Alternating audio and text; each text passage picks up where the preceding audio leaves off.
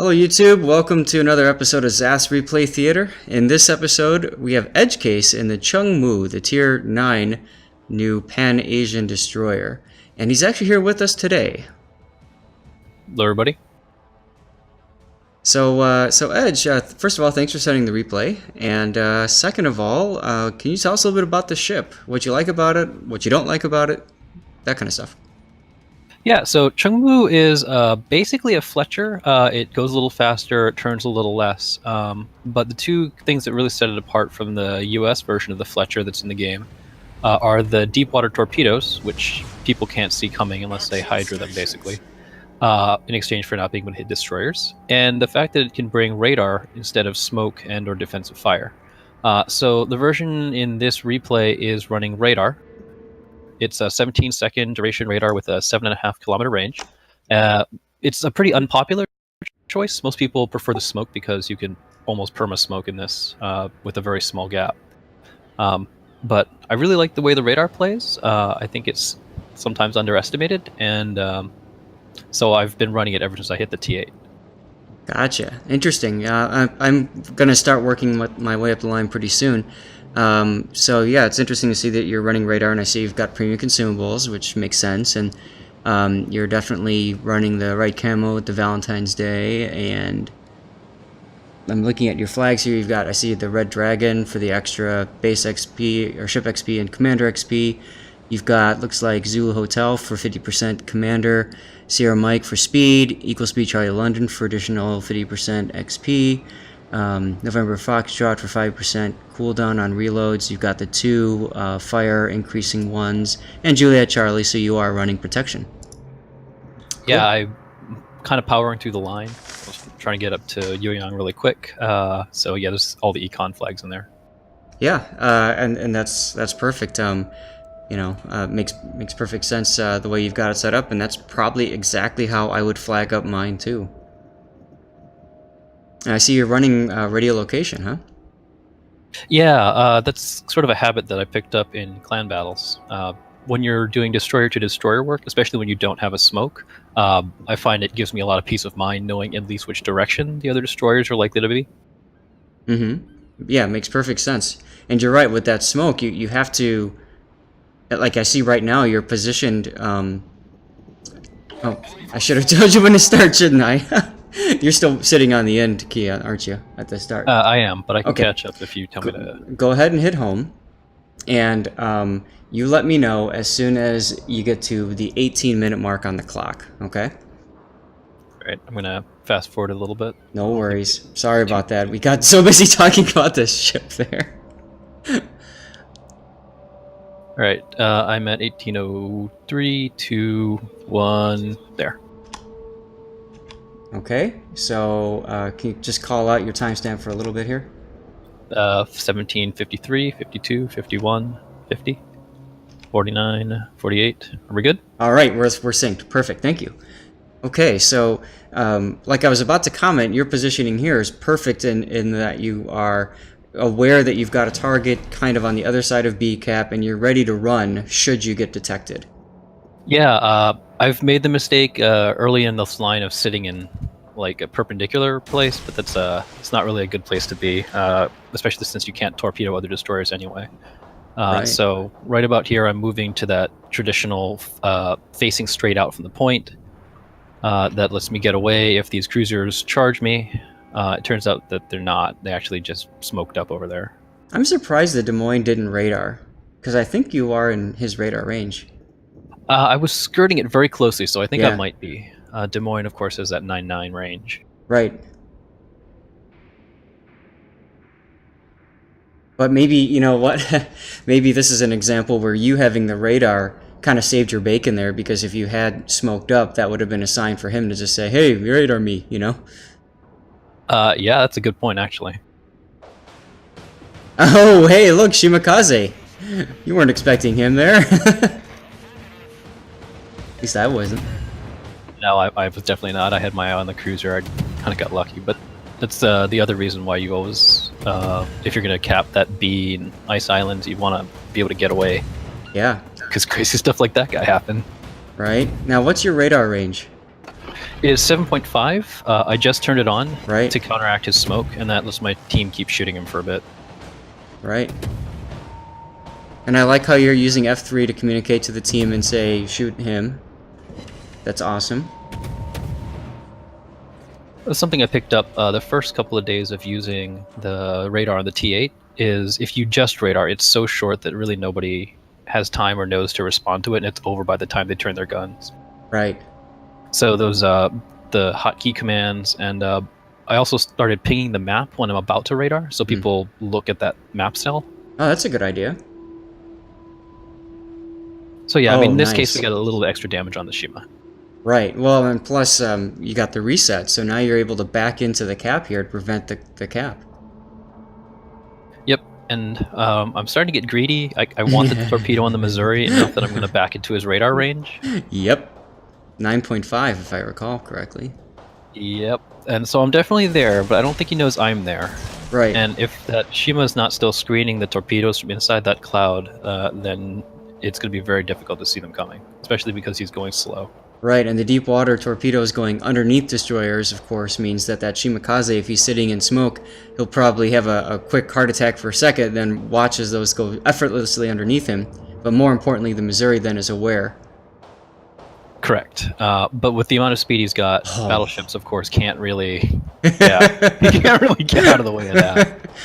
Hey, look, he popped his radar, jerk. Right? Although it might actually be the Des Moines behind as well. I'm inside both of their radar range.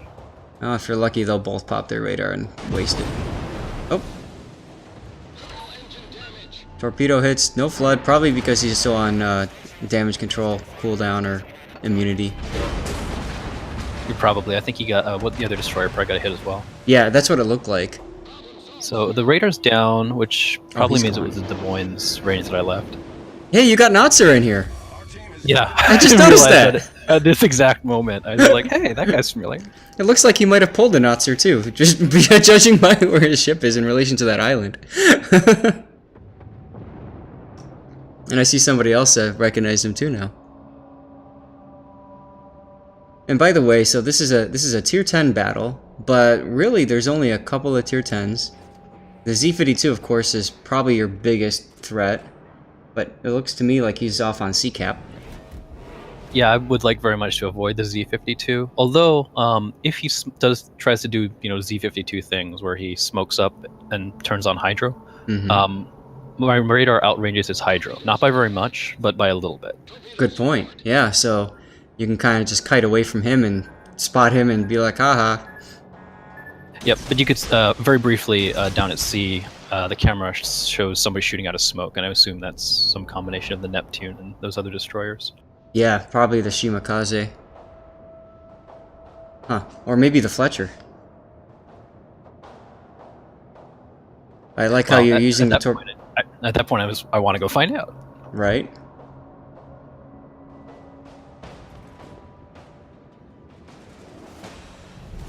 Our victory is in sight. Put that radar overlay range up here. Go. Yeah, so you're just he dies right as you get into radar range. Oh, hey. Now this is awesome because now you can just bully these destroyers and get them out. It's interesting. I've never seen gameplay of the destroyers with radar before, so someone even says radar cancer.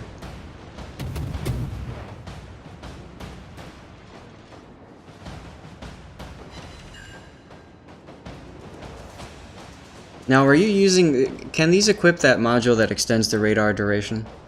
No, and that's something I found out early. That is only for cruisers. Missouri can't equip it, and I don't believe any of the destroyers can either. Okay.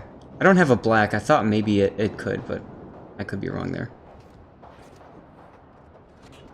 Either that or all of mine are on my Des Moines in Moscow, and I've just been running with a short radar for no reason. Also, I see there, for those of you guys who have never seen this before, with the Pan-Asian destroyer, just now he was targeting that Fletcher, he switched to torpedoes, and you saw that outline of a shadow, basically saying your torpedoes won't hit this guy. So I do like how they put that in the UI to kind of make it a little bit easier to understand, more comfortable for players. And I mean, this is kind of your standard game wipe now, right? Like it's over.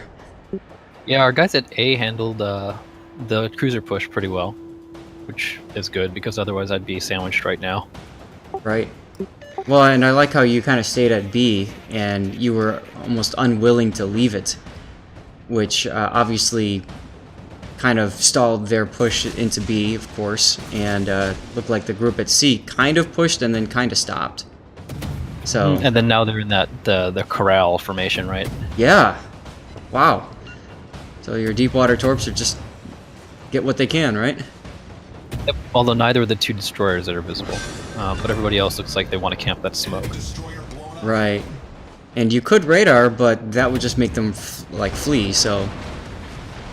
Yeah. Also, you can see the Fletchers at the very edge of radar range, so the smoke would be just outside it, I think. Yep. At this point, definitely. Also, I'm spotted from shooting all the destroyers, so I don't really want to be closer than this. So now you're kind of trying to disengage a little bit. Get that. Oh, nice. And that's the end. Whoa. I hate these games where they just end. They were just in there. Wow. All right. Well, any further comments you want to make about the game then and how things went? No, I mean, I was pretty happy with the way it played out. I've been running up the line with the radar, like I said, and I find it's entertaining. It's a different style of play. It's a change of pace. So I've actually been pretty happy with the Pandation destroyers. Huh. Big downside to that whole line, though, is if the enemy team has a carrier, you can't do a whole lot of things that a destroyer with defensive fire could do. Especially if you're taking radar, you can't even hide from the carrier then. Yeah, there is that. So it's kind of a very high risk, high reward thing, but it turns it almost into like a German destroyer with that extra ability to see out of smoke if you find a friendly smoke screen or something.